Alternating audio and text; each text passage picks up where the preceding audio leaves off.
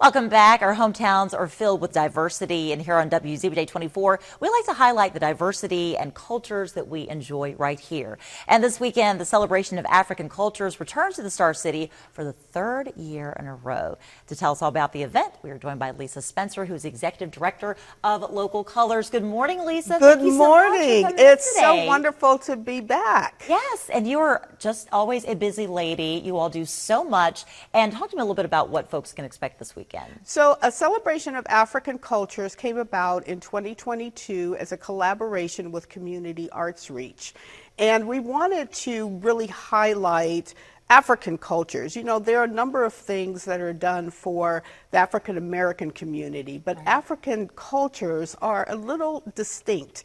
And so we wanted to bring that together. This is the first year that we are holding it outdoors. The past 2 years have been held indoors. And so what you'll see are it's just an explosion of African culture. So you will hear lots of drumming because that's something that's very much in the fabric of African cultures. There will be dance performances, music. We have vendors of artists and crafts, and there will be food.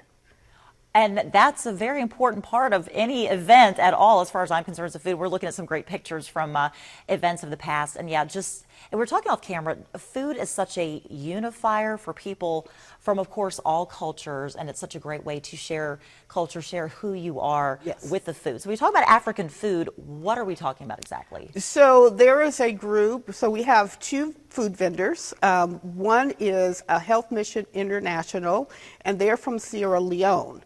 And so it's very tasty. I've had it a few times before. It's very good. And we also have a Haitian vendor.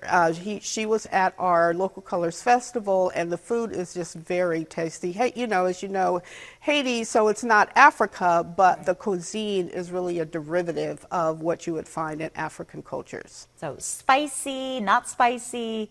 It can be a little spicy. I think they tone it down for us. Okay.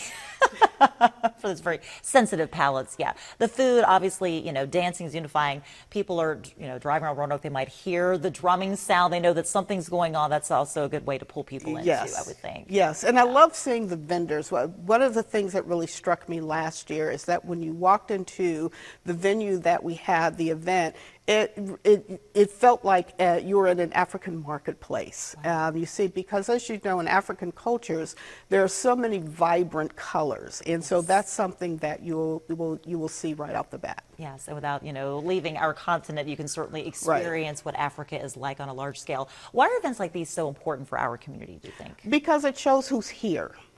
We have so many different countries represented here from Africa. You have Kenya, Nigeria, Ghana, Cote d'Ivoire, Burundi, Rwanda, and the list goes on. And so there are people from those countries that call Roanoke home.